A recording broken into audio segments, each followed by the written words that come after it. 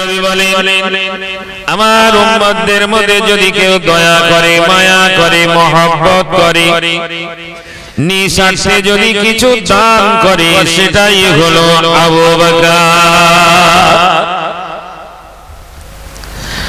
আল্লাহর নবী সিজদায় পড়ে গিয়ে বলেন ইয়া হাবলি উম্মতি উম্মতি উম্মতি। নবীকে খুঁজে পাওয়া যায় না। মদিনার মানুষেরা তাদের মধ্যে শোকের ছায়া চলে এলো। মহিলারা নিজের বাচ্চারও খবর রাখে না, নবী খুঁজে পাওয়া যায় না। মিশকাত শরীফের হাদিস এইভাবে বর্ণনা, আল্লাহর নবী ইহুদির বাগানে সিজদায় পড়ে আছে।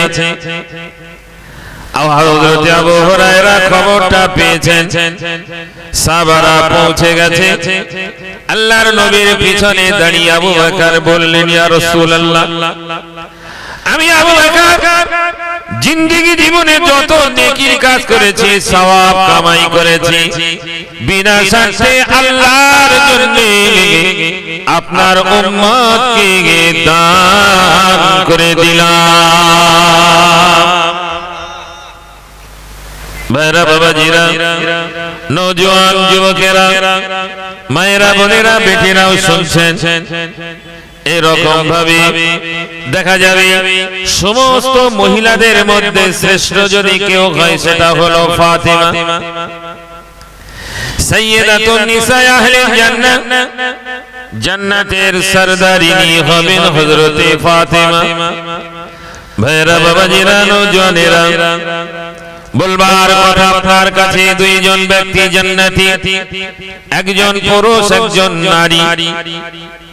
ফাতিমা, আবু বকর।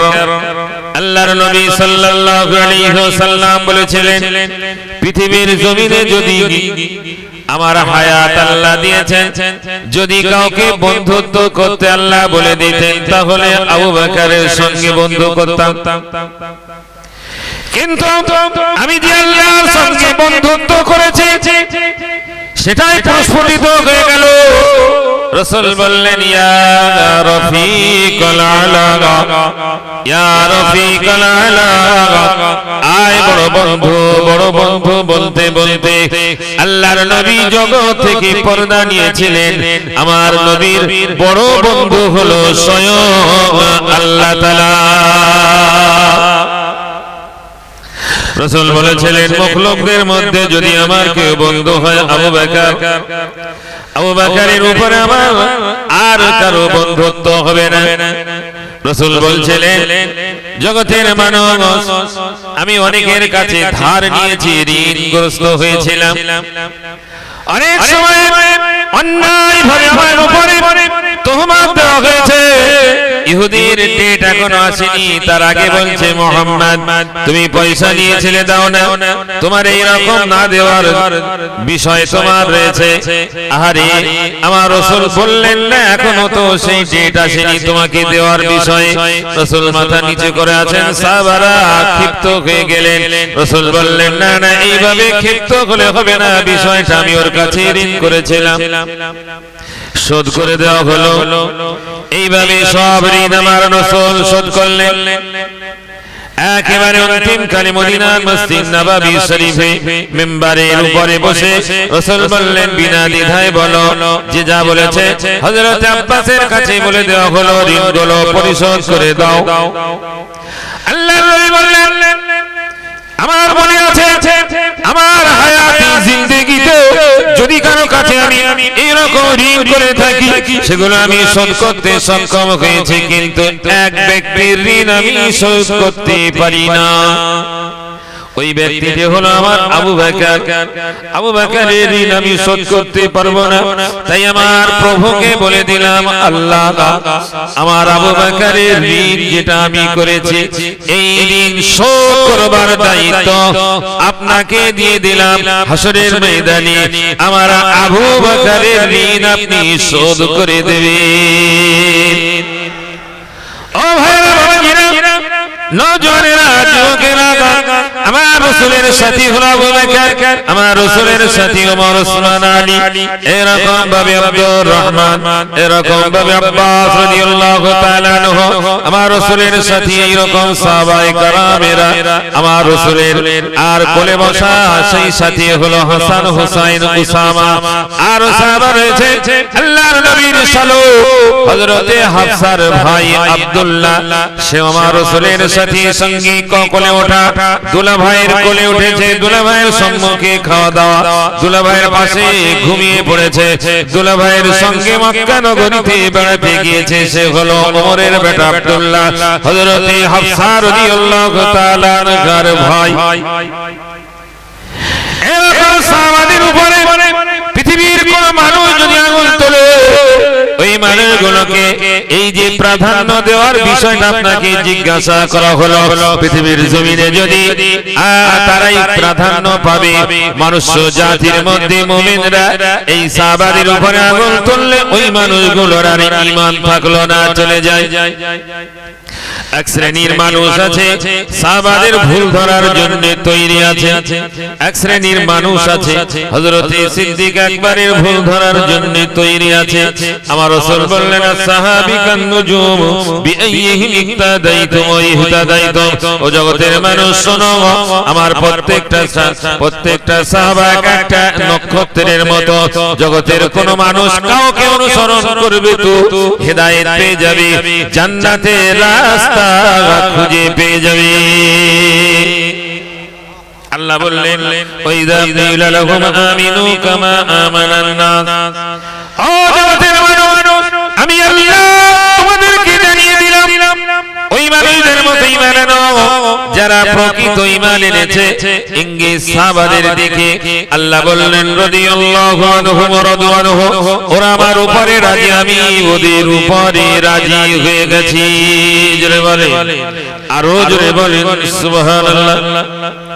এরকম মানুষদের উপরে যারা কটাক্ষ করে ওই মানুষগুলোর ঈমান নাই, ওই মানুষগুলোর ঈমান নাই। এরকম ভাবে আল্লাহ রাসূল বললেন খায়রুল কুরুনি করনি সুম্মাল্লাযীনা ইয়ালুনহুম সুম্মাল্লাযীনা ইয়ালুনহুম।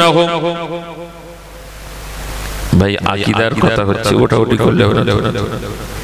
আপনি যে ঈমান কাদের দেখে ঈমান হয়েছে, ঈমানদার হয়েছে, কোরআন পড়ে, কাদের সংগ্রহ করা কোরআন, আপনি যে হাদিস বিশ্বাস করবেন, কারা সংরক্ষণ করেছে হাদিস, তাদের কথা শুনতে আপনাদের অসুবিধা হচ্ছে কি? কারো অসুবিধা হচ্ছে?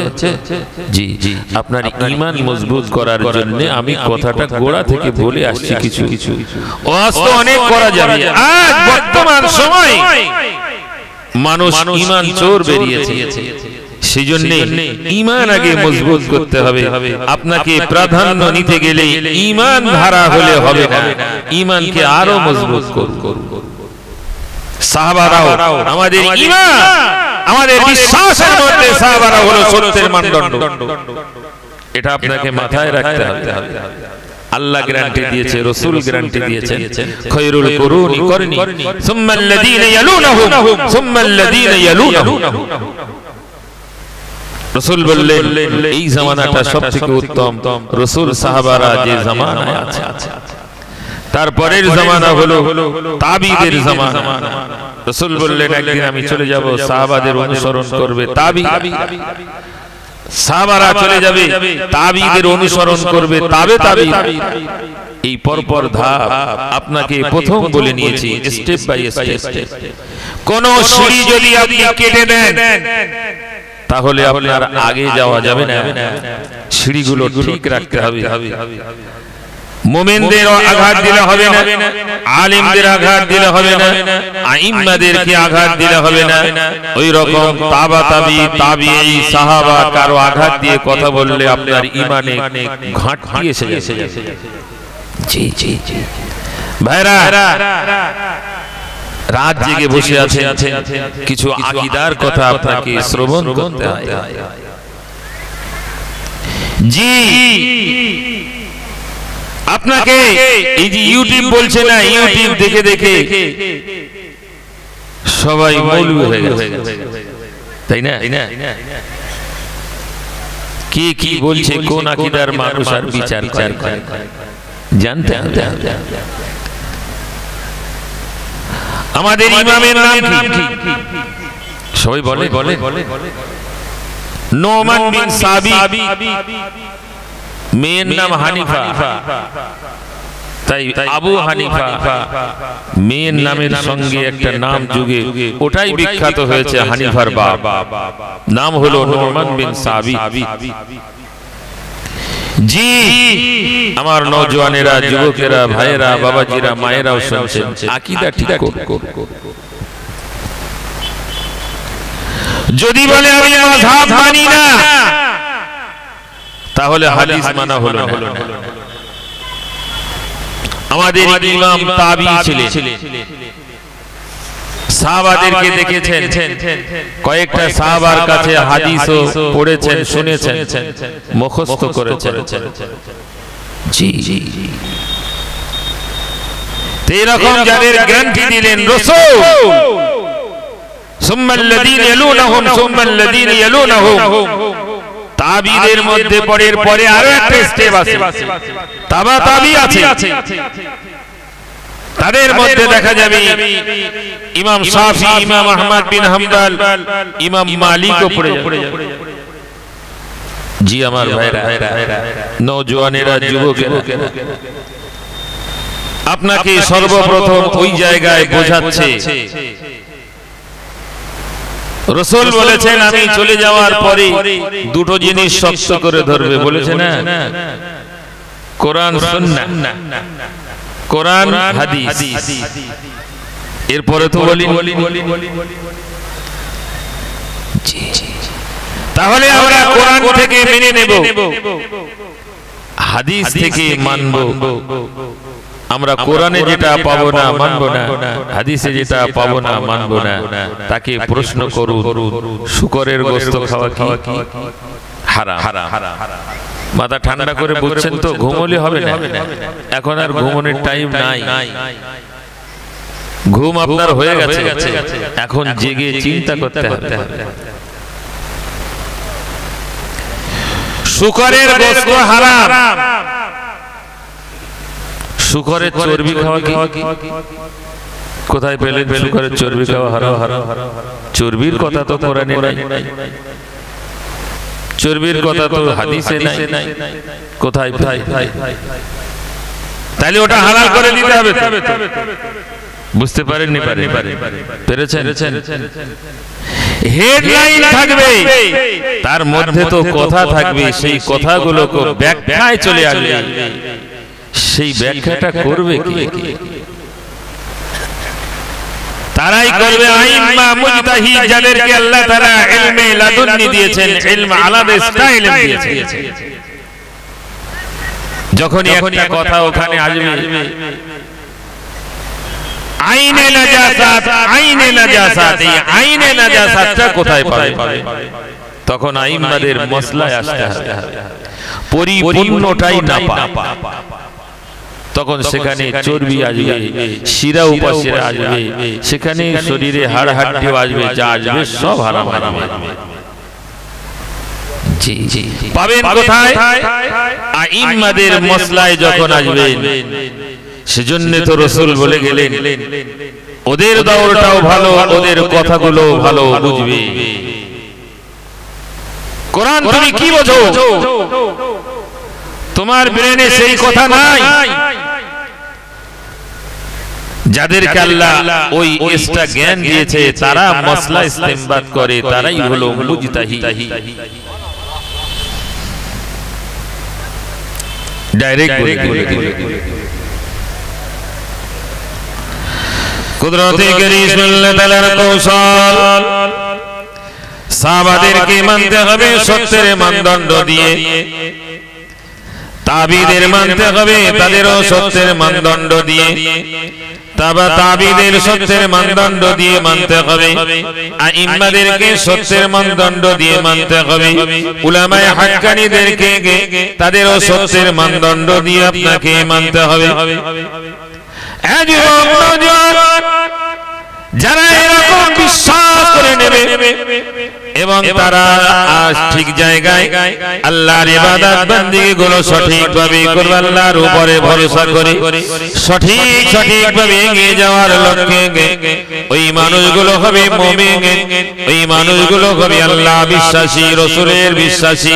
ওই মানুষগুলো জগতের জমিনের উপরে তারা থাকবে সুস্থ, কবরে থাকবে তারা সুস্থ, হাসরের ময়দানে থাকবে সুস্থ।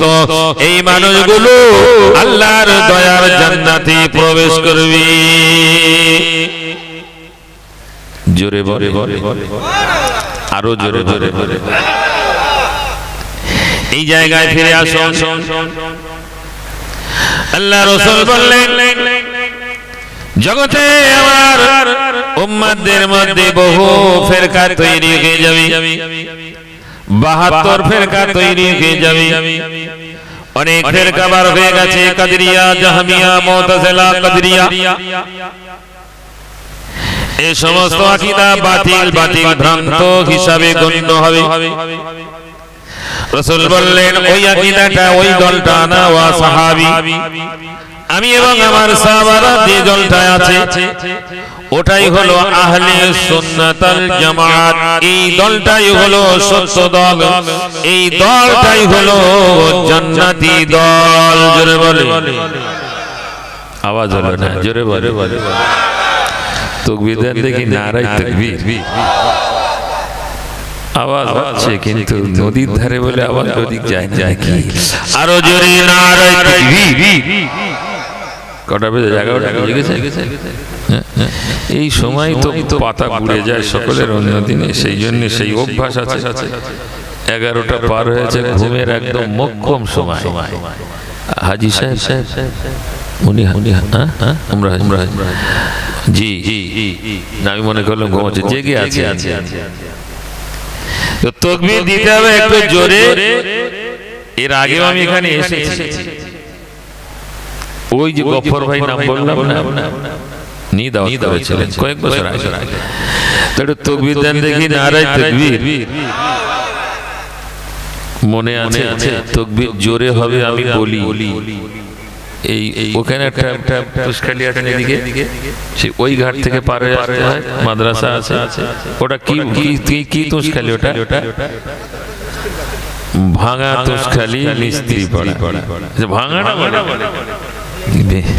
যাই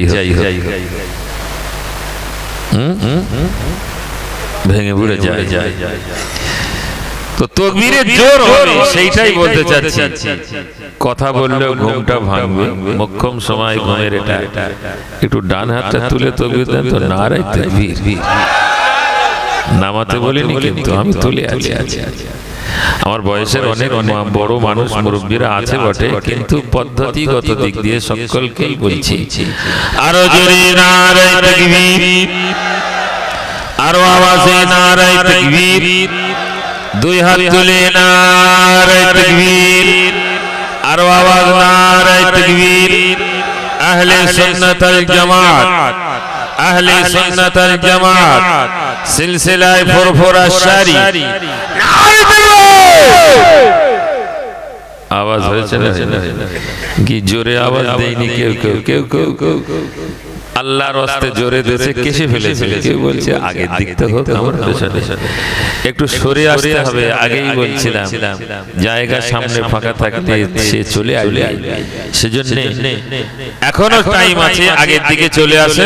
আর জোরে জোরে একটু ফের ঈমানের কালমাটা পড়ে নেই। জোরে জোরে লা ইলাহা ইল্লাল্লাহ,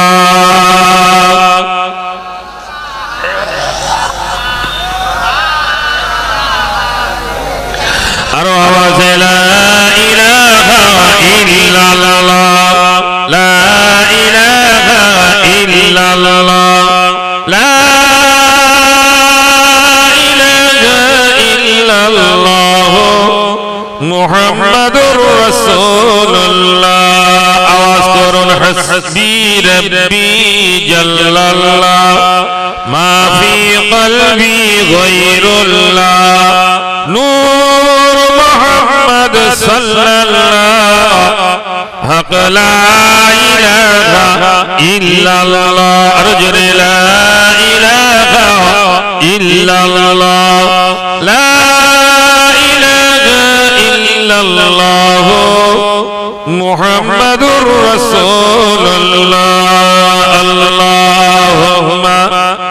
সাল্লি আলা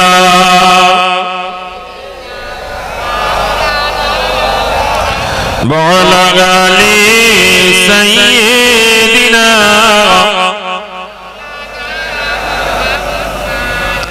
তাহলে আমরা কোন দলে? আহলে সুন্নাত ওয়াল জামাত। সুন্নাহ রাসূল পাকের বিষয়, জামাত সাহাবাদের ইজমা।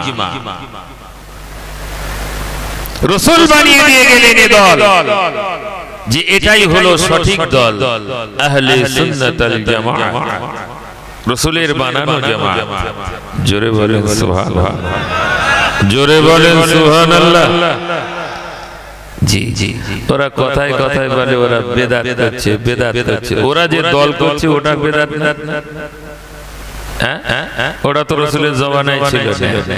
আমরা যে দল করছি এই দলটা রাসূল বানিয়ে দিয়ে গেছেন, হক দল। আমি নাম বলছি না যে যা দল করেছে। বলতে বলতে অনেক বড় বড় কথাও বলছে, বলছে না, কানে আসছে তো। সেই জন্য আকীদা ঠিক করুন, ঈমান মজবুত করুন। নেটওয়ালা হবেন না। রাসূল বললেন উলামারা হলো নবীদের ওয়ারিস, ইলমের ওয়ারিস। আল্লাহ বললেন আলেমরা আল্লাহকে ভয় করে, কথা বলতে গেলে আগে পিছে উপর নিচে সামনে পিছে সব চিন্তা করে তারপর কথা বলে। ভয় করে বেশি কারা? আল্লাহ বললেন আলেমরা। আবারও সেই আলেম খুঁজে মেলানো মুশকিল। কথা ঠিক বলছি? নামে আলেম, কামে অন্য রকম। তার সঙ্গ ছাড়ো, অসুবিধা নেই। হাক্কানি আলেম দেখো, হাক্কানি ওলি দেখো, সঙ্গ নিন, অসুবিধা নাই। ওই যে তরিকা পেয়ে যাবে, নবী পর্যন্ত পাওয়া যাবে। জোরে বলেন সুবহানাল্লাহ। তো হযরতে আবু বকর উম্মতের মধ্যে এক নাম্বার। রাসূল করিম সাল্লাল্লাহু আলাইহি ওয়াসাল্লাম তাকে ভালোবাসেন, মহব্বত করেন। একদল মানুষ আবু বকরকে সাহাবা বলি মানে না। জোরে বলেন নাউজুবিল্লাহ। জি জি, কারা তারা? ওই যে একদিন বছরে আছে কালো কাপড় আর কালো পাগড়ি পরে হাই হোসেন হাই হোসেন করেন, শুনেছেন না? শুনেছেন? এরা রাসূল প্রথমেই বললেন আবু বকর জান্নাতি। জোরে বলেন সুবহানাল্লাহ। আবু বকরের আগে কাউকে বলি? কুদরতি করিম আল্লাহ তাআলার কৌশল।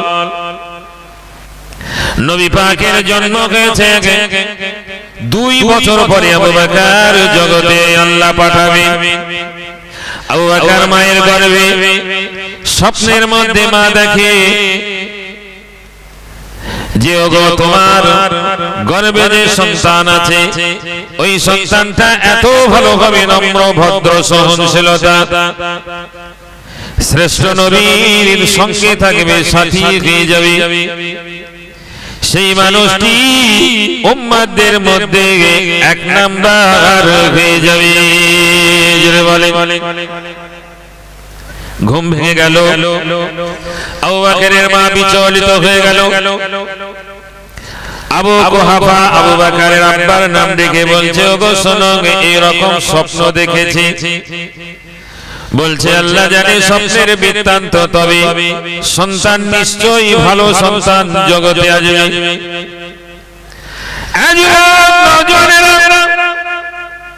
আবু বকরের জন্মের পরে বড় হলো, এরকম বুঝতে শিখেছে, কথা বলতে শিখেছে। আবু বকরের আব্বা আবু কুহাফা তাদের যে একটা প্রতিমা লয়দা থাকে তাদের মধ্যে থাকে, এখন যারা গায়ের কমদের মধ্যে আছে প্রতিমালয় আপনারা বুঝতে পারছেন ভাষাটা? অনেকে দেখবেন নিজের ঘরে একটা করে মন্দির তৈরি করে রাখেনি, হ্যাঁ, একে বলা হয় প্রতিমালয়। প্রতিমালয় মানে প্রতিমার ঘর। আবু কুহাফা একটা প্রতিমালয় তৈরি করে রেখেছে। আবু বকরকে সেখানে প্রবেশ করিয়ে দরজা বন্ধ করে দিয়ে বলছে, আবু বকর, জীবনের যা চাওয়া পাওয়া এদের কাছ থেকে চেয়ে নাও। এটা লাল, এটা মানাত, এটা উযা, এটা হুবল, এটা আসাফ, এটা নাইলা, এটা বোয়ালা, সব ছবি দেওয়া আছে। কার কার কাছে কি চাইতে হবে তুমি চেয়ে নাও।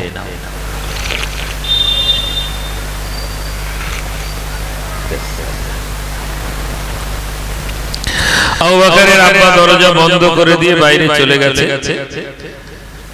হযরত আবু বকর সবগুলোর চেহারার দিকে লক্ষ্য করে একটার কাছে গিয়ে বলছে, আমার খুব ক্ষুধা লেগেছে, খাওয়া দাও।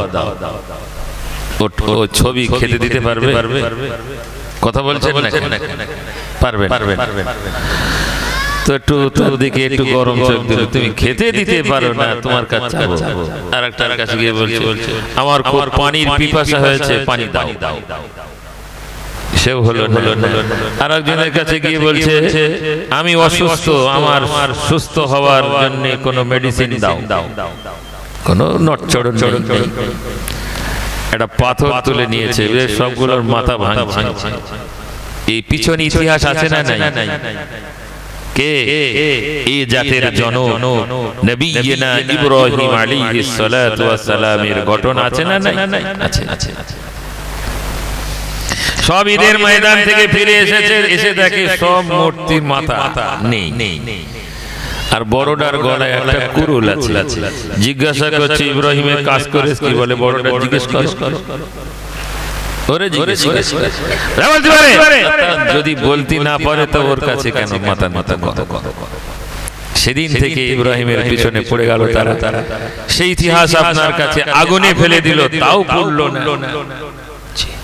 ইতিহাস আমাদের জনক, ধর্মীয় জনক নবিয়না ইব্রাহিম আলাইহিস সালাতু ওয়াস সালাম কোরআন সাক্ষী দিয়েছে, মিল্লাত আবিকুম ইব্রাহিম হুয়া সাম্মাকুমুল মুসলিম।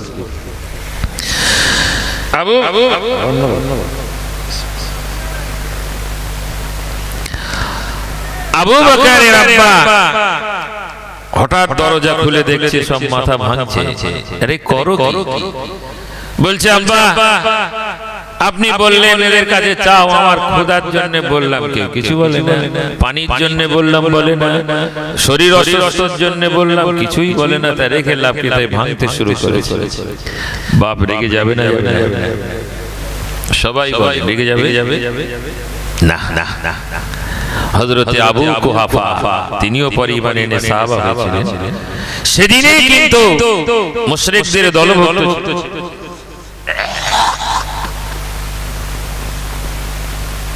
ছেলেটাকে সঙ্গে নিয়ে তার মায়ের কাছে পৌঁছে গেছে।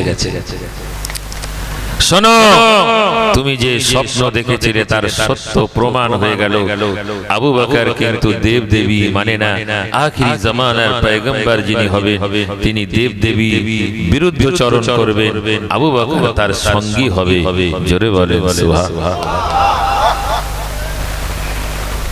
তাকে মানে না। হাই হোসেন বললে হবে। কি কথা বলে? অতি ভক্তির পেছনে কি কথা বলে না? অতি ভক্তির পেছনে কি? চোরের কথা বললে ঘুমটা আসবে না। পিরিয়ড চলছে ঘুমে। কুদরতে কারীম আল্লাহ তাআলার কৌশল। আবু বকরের মা যেন শুনতে পাচ্ছে, আবু বকর এই যে সন্তানটা তোমার হয়েছে, এর নামটা আসমানে লেখা আছে, সিদ্দিক বলে লেখা আছে। এই আবু বকর জমিনে এমন একটা মানুষের সাথী হবে, তিনি হবেন আখিরি জামানার নবী। আবু বকরের আওয়াজ শুনে হতভম্ব হয়ে গেল। কোনো কথা বলতে পারে না। আরে বাবা, আবু কাহাব এসেছে বলছে যে বিষয়টা তুমি দেখেছো শুনেছো কানে ওটাই সত্য। এই আবু বকর একদিন মুহাম্মাদের সাথী হবে। জোরে বলেন, আরো জোরে বলেন সুবহানাল্লাহ। নবী আস্তে আস্তে বয়স হয়েছে, আবু বকরের বয়স চলছে। নবীর বয়স 25 বছর, আবু বকরের বয়স সেদিনে 23 বছর। নবী পাকের উপরে এরকম ভাবে বারবার পয়গাম আসে খাদিজার তরফ থেকে বিবাহের বন্ধনে আবদ্ধ হওয়ার জন্য। আবু তালিব রাজি হয়ে গেল, বিবাহ হবে আগামীকাল। এরকম পর্যায়ে আবু বকর তার সাথী মুহাম্মাদের সঙ্গে দেখা করার জন্য গিয়েছে, কাল ভাইয়ের বিয়ে হবে। তখন ভাই ঠিক বিকাল বেলা আবু বকর গিয়ে পৌঁছে গেছে। 25 বছরের যুবক মাথা নিচু করে বসা। আগামী কাল যার বিবাহ হবে, দুশ্চিন্তা হবে কেন? এরকম বিষয়ে যার সঙ্গে বিবাহ হবে আরবের রমণী, আরবের মণি বা ধনী ধনাঢ্য ঘরের মহিলা, একদিকে অন্য স্বামীর সেই অর্থ পেয়েছে, নিজের বাপের অর্থ পেয়েছে। এর আগে 2টি বিয়ে, এই 2টি বিয়ে তারা চলে যাওয়ার পরে ওয়ারিসের সম্পত্তি পেয়েছে। ওয়ারিসানার সম্পত্তি, বাপের সম্পত্তি, অনেক সম্পত্তি। আরবের মনিবা বিশ্ব সুন্দরী খাদিজা তার সঙ্গে বিবাহে বন্ধনে আবদ্ধ হবে। আবু বকরের কথা বলতে গেলে নবীর কথা না বললে তো আপনি বোঝেন না আবু বকর কোথায়। আবু বকর নবী না হলে তো আবু বকরের দাম নাই। নবী ছাড়া আবু বকরের দাম আছে? আপনি বলুন, আপনার নবী ছাড়া আপনার কোনো দাম আছে? কথা বলছেন না, আছে দাম? দাম নাই। আবু বকর সাহাবারা ছাড়া আপনার দাম আছে? নাই। তাবিঈন ছাড়া আপনার দাম আছে? নাই। অতএব তাদের থেকে আস্তে আস্তে এসেছে সেই কোরআন আমরা পেয়েছি, অতএব প্রাধান্য তাদের দিতে হবে। তুমি কোথাকার কি? কালকেরে কোথায় ছিলে? কাল হয়তো মিস্ত্রি ছিলে, আজ এইরকম মাইকের সামনে বলতে শিখেছো। তাই বলে এত বড় বড় কথা বলবে তো সহ্য হয় না। কুদরত আমার আল্লাহ তাআলার কৌশলকে বোঝে জগতের মানুষ। যখন কুশল বিনিময় হলো, মাথা নিচু অবস্থায় দেখে আবু বকর বলছে, ভাই মুহাম্মদ, কেন আপনি এরকম ভাবে মন খারাপ করে বসা? আবু বকর থাকতে মন খারাপ, বাপের কথা মনে করেছেন, মায়ের কথা মনে করেছেন, দাদুর কথা মনে করবার পরে আপনার মনে হয় সেই সমস্ত কথা আপনার বিষণ্ণ করে দিয়েছে, মনটা বিষে দিয়েছে, তাই মন খারাপ। বলছে আবু বকর কথাটা বলো না, আল্লাহ যার যতটা হায়াত দেবে এক মুহূর্ত আগে আর পরে হবে না আবু বকর, ওটা আমি মানি। অতএব আব্বার যতটা হায়াত ততটাই পেয়েছে, মায়ের যতটা হায়াত দিয়েছেন আল্লাহ ততটাই পেয়েছে, দাদুর যতটা হায়াত আল্লাহ দিয়েছেন ততটাই পেয়েছে, চলে গেছে, আমার আফসোস নাই, কেন মনটা খারাপ বলু? বলছে আবু বকর দেখলো সুন্দর কাপড়, সুন্দর টুপি, সুন্দর পাগড়ি, সুন্দর জুতো সেখানে রাখা আছে, বিবাহের সাজসজ্জা সব রাখা আছে। ওই সময় আবু বকর বললেন, ভালো জিনিস রাখা আছে। বলছে আবু বকর তুমি জানো কে এটা কিনে এনেছে? বলছে জানি না, এটা খাদিজা পাঠিয়েছে। আমি একজন পুরুষ, ওই খাদিজার দেওয়া কাপড় পরে কেমন করে তার বিবাহে বন্ধনে আবদ্ধ হব? এটা তো হতে পারে না। তাই মনটা খারাপ হয়ে গেল। আমার চাচা, আমার গার্জিয়ান, আমার পিতৃতুল্য, আমার বাপের মতো সে গরিব মানুষ, সে কি কিনতে পারত না একটা কম দামি কাপড় আমার জন্য? সে কি আমার জন্য একটা কম দামি পাগড়ি কিনতে পারত না? সে কি আমার জন্য একটা কম দামি জুতা কিনতে পারত না? খাদিজা পাঠিয়েছে, তাই আমি গোসা হয়ে রাগ করে মনটা খারাপ হয়ে গেছে। হযরত আবু বকর ওই সময় বলছে প্রশ্নের জবাব দিই। কি প্রশ্ন হবে? ওই সময় বলেন আপনার দাদু যেদিনে আপনার হাতটা নিয়ে আবু তালেবের হাতের সঙ্গে মিলিয়ে বলেছিলেন এই ছেলেটা তোমার কাছে দিয়ে গেলাম দেখভাল করবে, আজ পর্যন্ত আবু তালেব আপনাকে ঠেলে দেয় না, নিজের সন্তানের মতো লালন পালন করে এই 25 বছরে আপনি পদার্পণ করেছেন, তবুও একদিনও আপনার কোন রকম রূঢ় ব্যবহার করে না। বলছে হ্যাঁ, কোনো অসুবিধা নাই। আপনার এইরকম একটা দিন আসবে যেদিনে বিবাহে বন্ধনে আবদ্ধ হওয়ার জন্য নতুন সাজসজ্জা লাগে, বিবাহের যে সমস্ত কাপড়গুলো সেগুলো কিনতে হয়। এই দিনের বিষয়টা আপনার দাদা রেখে গেছে খাজানা, সেই খাজানাটা আমি জানি। আপনি যদি বলেন ওই খাজানা থেকে আপনার জন্য কাল বিবাহের জন্য কাপড় পোশাক সবকিছু আমি কিনে আনবো, রাসূল খুশি হলেন। বলছে আবু বকর যাও ওই খাজানা থেকে আমার জন্য কাপড় কিনে আনো, কাল বিবাহে বন্ধনে আবদ্ধ হব। হযরত আবু বকর ফিরে গেলে দেয়াল পার হয়েছে আর যেন চোখের পানি রাখতে পারে না, কেঁদে ফেলেছে। আহারে মুহাম্মদ এইরকম জায়গায় পৌঁছেছে, কাল বিবাহ তার কাপড় কেনা পয়সা নাই, কাল বিবাহ তার মোহরের টাকাটাও তার জন্য নাই। এরকম আফসোস করে কি বন্ধু হলাম। নিজেকে বলছে আবু বকর তুমি যদি সত্যিকারের মুহাম্মদকে ভালোবাসো আজ তোমার কৃতিত্ব দেখাতে হয়। ঘরে পৌঁছে গেলেন, অনেকগুলো পয়সা নিয়ে টাকা নিয়ে মক্কার বাজারে গিয়ে সব থেকে দামি দামি কাপড়গুলো কিনলেন, পাগড়ি কিনলেন, জুতো কিনলেন, আর মোহরের টাকা নিয়ে ঠিক সন্ধ্যার প্রাক্কালে হাজির হয়ে গেছে। রাসূল বললেন আবু বকর সবগুলো কিনতে পেরেছো? বলছে হ্যাঁ।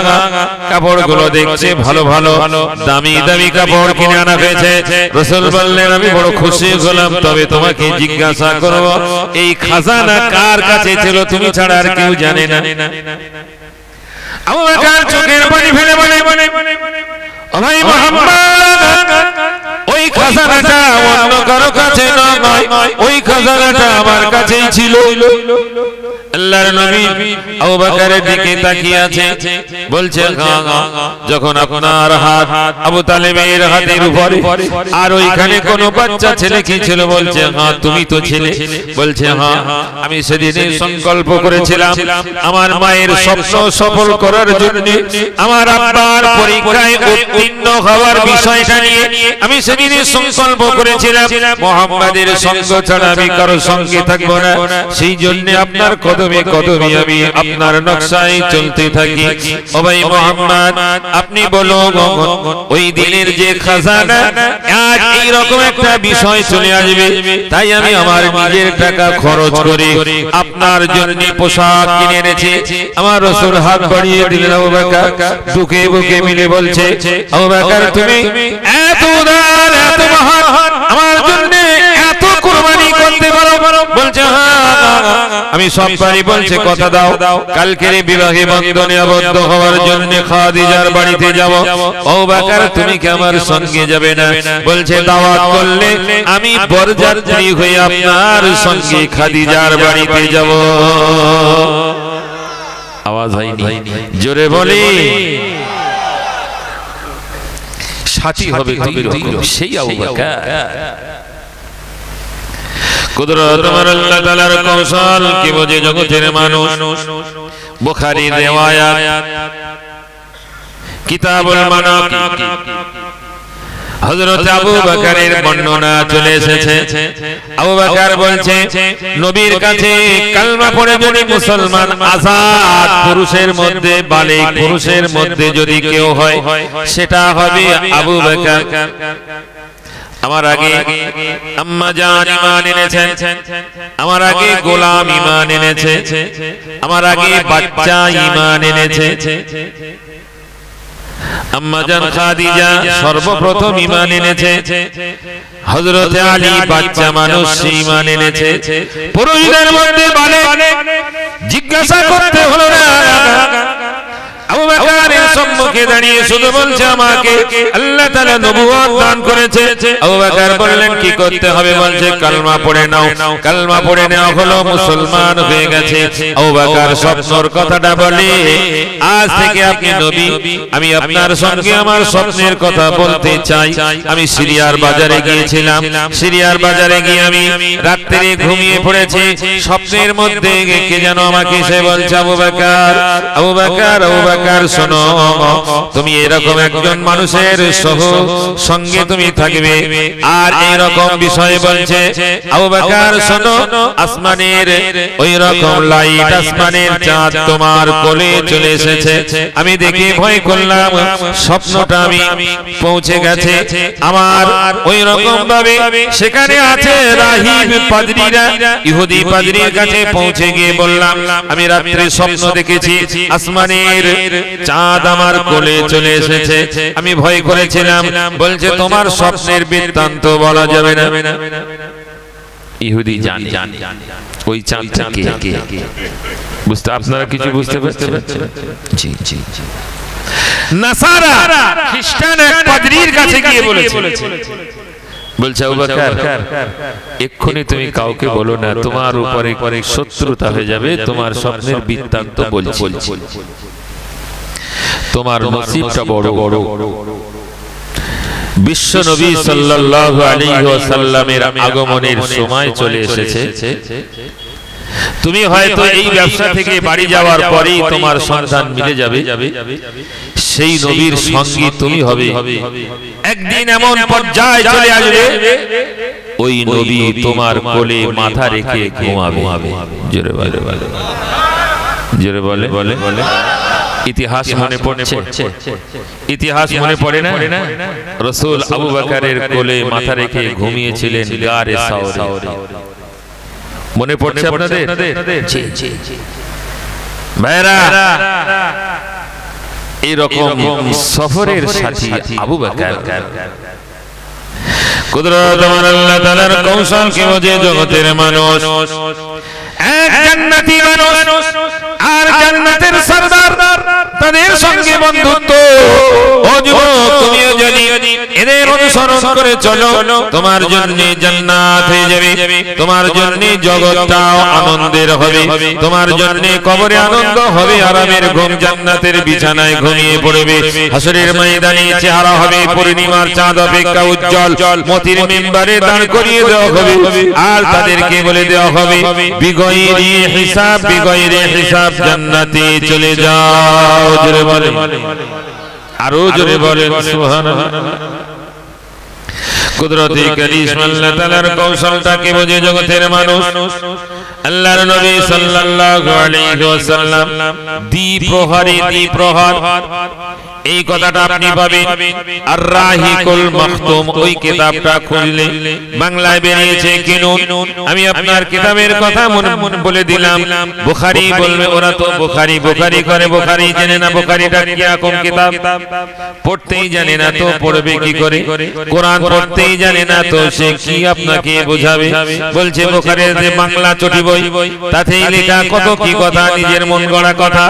আসল কিতাব পড়ো আর মানুষকে বলো, তাহলে তোমাকে বলা হবে শির। কিতাবটাই জানো না, কিতাবুল মানাকিব বললে তুমি দেওয়ানা হয়ে যাও, মুখের দিকে তাকিয়ে থাকো। না না, বুখারী শরীফে পয়লা জিলদে 545, 543, 44 পৃষ্ঠার দিকে আপনি খুঁজবেন, আবু বকরের কথা আপনার কাছে এসে যাবে। আল্লাহর নবী সাল্লাল্লাহু আলাইহি ওয়াসাল্লাম কিতাব রাহিকুল মাখতুম, ওই কিতাবের কথা আপনাকে বলছে। আবু বকরের বাড়িতে আল্লাহর নবী ঠিক দুপুরের বেলা দ্বিপ্রহর, লো হাওয়া চলে, গরম হাওয়ার মধ্য দিয়ে আল্লাহর নবী হন্তদন্ত ক্লান্ত হয়ে আবু বকরের দরজার কাছে দাঁড়িয়ে বলছে আসসালামু আলাইকুম ইয়া আহলাল বাইত। রাসূল সালাম দিলেন, কণ্ঠটা আবু বকর বুঝে সঙ্গে সঙ্গে ছুটে চলে গেলেন। দরজা খুলে রাসূল রাসূলের চেহারার দিকে দেখে আবু বকর কেঁদে ফেলেছে। ইয়া রাসূলুল্লাহ, ইয়া হাবিবাল্লাহ, শুধুমাত্র একটু অর্ডার করলামই ছুটে চলে যেতাম, এই জায়গায় আসার প্রয়োজন ছিল না, এত কষ্টের মধ্য দিয়ে। ইয়া রাসূলুল্লাহ, ইয়া হাবিবাল্লাহ, আপনি এই বিষণ্ণ অবস্থায় কেমন করে এসেছেন, কষ্ট হয়েছে, আমি গিয়ে গিয়ে আনতাম। ওই রকম ভাবে সমস্ত কথা বলছে। রাসূল বললেন, ঠান্ডা হও আবু বকর, উত্তেজিত হয়ে না, আমি এসেছি কথা বলার জন্য, কথাগুলো শোনো। ঘরে কারা আছে বলো, এদেরকে একটু ঘর থেকে সরিয়ে দাও, একান্তে কথা বলবার জন্য এসেছি। হযরত আবু বকর বলছে, ইয়া রাসূলুল্লাহ, এ তো আপনার আপনজন আয়েশা আর আয়েশার বোন আমার কন্যা আসমা, এরা দুই বোন ছাড়া তো কেউ ঘরে নেই। রাসূল বললেন, ওরা থাক, শোনার প্রয়োজন আছে ওদেরও। দুইজন থাকলেন আল্লাহর রাসূলের, হযরত আবু বকরের দুই কন্যা আসমা আর আয়েশা। রাসূল বললেন, আবু বকর, কত মানুষকে হুকুম করে দেওয়া হলো, যাও তোমরা সব ইসরাফে চলে যাও, আল্লাহর অর্ডার না হলে আমি তোমাকে মক্কা ছাড়তে পাচ্ছি না। আবু বকর, আজকে আল্লাহ অর্ডার করে দিয়েছে, মক্কায় আর থাকা হবে না আবু বকর, আজ রাতে আমাদেরকে বার হতে হবে। আল্লাহর নবী সাল্লাল্লাহু আলাইহি ওয়াসাল্লামের কথা শুনে হযরত আবু বকর রাসূলের চেহারার দিকে তাকিয়ে কার ওই রকম চোখের পানি ফেলে ভাঙা ভাঙা গলায় বলছে, ইয়া রাসূলুল্লাহ, আপনার সঙ্গে কি আমি থাকতে পারি? আল্লাহ রাসূল বললেন, আবু বকর, তুমি তো আমার সঙ্গে থাকবে। জোরে বলে, আরো জোরে বলেন সুবহানাল্লাহ। এরকম একজন মানুষ আল্লাহর নবী সাল্লাল্লাহু আলাইহি ওয়াসাল্লামকে নিয়ে গারে সওরে পৌঁছে গেলেন। সেখানে গিয়ে রাসূলকে বললেন, আমার কোলে একটু, আমার কোলে একটু মাথা দিয়ে আপনি বিশ্রাম করুন। বিষয় অনেক কিছু আছে, এখানেও ঘটনা আছে, সাপ কামড়ানোর বিষয় আছে, আপনার কাছে সেগুলো নয়। আজ যেটা বলবো, আল্লাহর নবী সাল্লাল্লাহু আলাইহি ওয়াসাল্লাম, আজ আবু বকরের স্বপ্ন সফল হয়ে গেল। আসমানের চাঁদ কোলে চলে এসেছে, মুহাম্মদুর রাসূলুল্লাহ আবু বকরের কোলে এমন একটা দিনে সেখানে কেউ নাই, সেখানে কেউ নাই। আবু বকর কান্নাকাটি করে বলে বলেছে, ইয়া রাসূলুল্লাহ, ওদের পা দেখা যায়, ওরা ওই পেশাব করতে বসেছে, ঘাড় ঘোরালে আমাদের দেখতে পাবে। আল্লাহ রাসূল বলেছিলেন, লা তাহজান ইন্নাল্লাহা মা'ানা, লা তাহজান ইন্নাল্লাহা মা'ানা। ওয়া আবু বকর, আল্লাহ আয়াত নাযিল করেছেন, কথাটা কবুল হয়েছে, তুমি দুঃখিত হয়ে না, চিন্তাগ্রস্ত হয়ে না, এরকম কঠিন চিন্তা করবার প্রয়োজন নাই, আমাদের সঙ্গে আল্লাহ রয়েছে। জোরে বলেন, আরো জোরে বলেন সুবহানাল্লাহ। সেই আবু বকর যাকে একদল মানুষ মানে এরাও না মানতে মানতে আবু বকরের দিকে এরাও কোনদিন কিছু তুলে ফেলে। জি জি জি, কুদরত আল্লাহ তাআলার কৌশলকে বুঝবে। আমি আপনাদেরকে সেই কথাই বলবো। ফারুক আযম, তারও বিষয়টা এরকম। উসমান গনি রাদিয়াল্লাহু তাআলা আনহু, তারও কুরবানি আছে, জীবনে সব কিছু উজাড় করে দিয়েছে, খাওয়া হয় না। তাদের উপরে কথা, এরাই হলো জামাআত, দ্বিতীয় রাসূলের কথা, সুন্নাতুল জামাআত। আপনার কাছে একটা উদাহরণ দেওয়া যায়,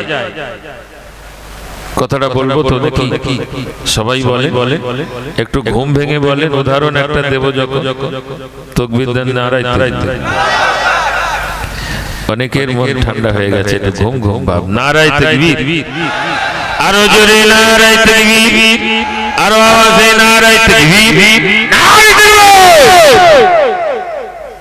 আল্লাহ কবুল করুন, বলেন আমিন। উদাহরণটা এইরকম, একটা গাছ, গাছের সেই শুরু থেকে আর মাথা পর্যন্ত কয়েকটা ভাগ আছে, আছে না নাই? একটা হলো মূল, দ্বিতীয় হলো কাণ্ড, তৃতীয় হলো ডালপালা, চতুর্থ হলো ফুল, পঞ্চম হলো ফল। তাহলে গাছের পরিচয়টা ঠিক হবে না? কথা বুঝতে পারছেন? এই তো গাছের পরিচয় নাকি? একটা একটা গাছের শিকড় নেই, ও গাছটা থাকবে দাঁড়িয়ে দাঁড়িয়ে, তার কাণ্ড নেই। যেমন মানুষ দিয়ে বলি, মানুষ দাঁড়িয়ে থাকবে কি দিয়ে? তার মেরুদণ্ডের প্রয়োজন আছে না? মেরুদণ্ড যার নেই সে দাঁড়াতে পারে? পারে না। গাছের ওই রকম কাণ্ড না থাকলে, যেটাকে বাংলায় আর একটা ভাষা বলে গুঁড়ি, গুঁড়ি বলে না, ওটা নাই তো দাঁড়াতে পারে। ডালপালা নাই তো শুধু গুঁড়ি করে লাভ, ডালপালারও প্রয়োজন আছে। এবারে ওই ডালপালায় মুখে একটা করে ফুল হবে, আর সেই ফুল থেকে যে ফল হবে গাছের পরিচয় ওই ফল দেখে হবে। জোরে বলে আওয়াজ জোরে বলে। এবারে একটু বিজ্ঞানের কথা বলি, যারা বিজ্ঞান পড়েছে। এই পাঁচটার নাম আছে, কেউ যদি জানেন তো দাঁড়িয়ে বলুন তো দেখি এই পাঁচটার নাম কি জানা যাবে?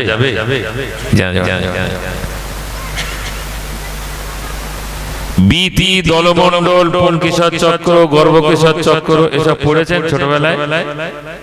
পড়া হয়নি? ওই তো একজন সাক্ষী দিয়েছে পড়েছি, বাকি কারো চোখে পড়িনি। জি,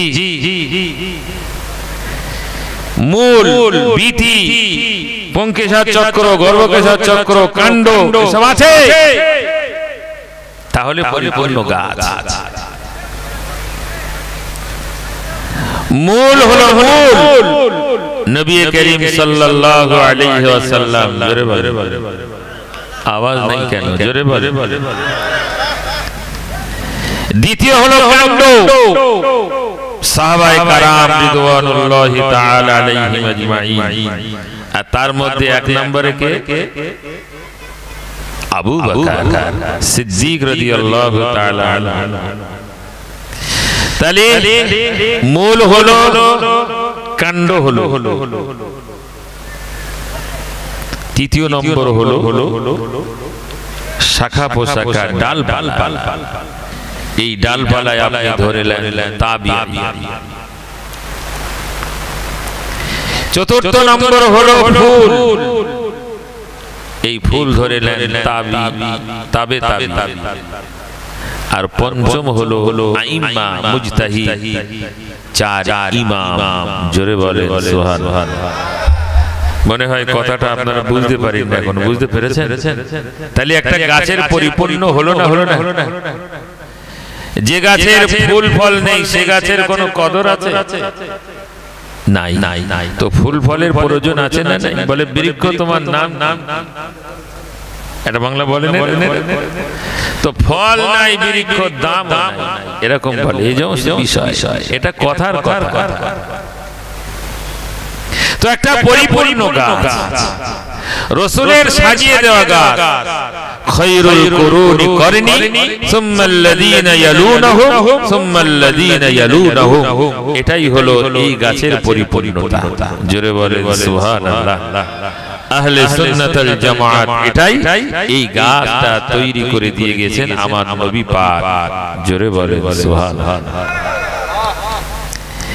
এরপরে যে গাছ বসাক না কেন, সে গাছের নাই শিকড়, নাই কাণ্ড, নাই ডালপালা, নাই ফল, নাই ফুল, নাই কিছুই। এরা কিন্তু এই গাছের উপরে থাকে। লক্ষ্য করুন, আমার দিকে লক্ষ্য করুন, দেখবেন এই পরিপূর্ণ গাছের উপরে হলুদ কারালে এরকম লতা এক ধরনের থাকে, সেইগুলোকে কি বলে? আলোক লতা। ওর শিকড় নাই, ওর ফুল নাই, ওর ফলও নাই, ওর মাটির সঙ্গে কানেকশন আছে না? নাই। অনেক গাছে দেখবেন কিছু গাছে ভেঙেও দিতে হয়, অন্য ডাল হয়, কি বলে তাকে? কথা বলে চিলের ডাল বলে, ভাষা আছে না? নাই। ওটাকে ভেঙে দিতে হয়, তা না হলে এই গাছের রসও খাবে। তো লাভ নেই, তো গাছওয়ালা লাভ আছে? লাভ ভেঙে দিতে হয়। তা যদি আপনার এই গাছের উপরে শরিয়াতে আহলে সুন্নাত ওয়াল জামাতের উপরে যদি ওই আলোকলতা হয়, রাখবেন না, ছিঁড়ে ফেলবেন। কথা বলছেন না? সবাই বলেন রাখবেন না, ছিঁড়বেন। তা না হলে এই গাছের ক্ষতি হবে না, হবে না? জি জি জি। তো আহলে সুন্নাত ওয়াল জামাতের উপরে এরকম আলোকলতা তৈরি হয়েছে, বুঝতে পারেন? তারাই বলছে নবী মরে গেছে। জোরে বলেন না।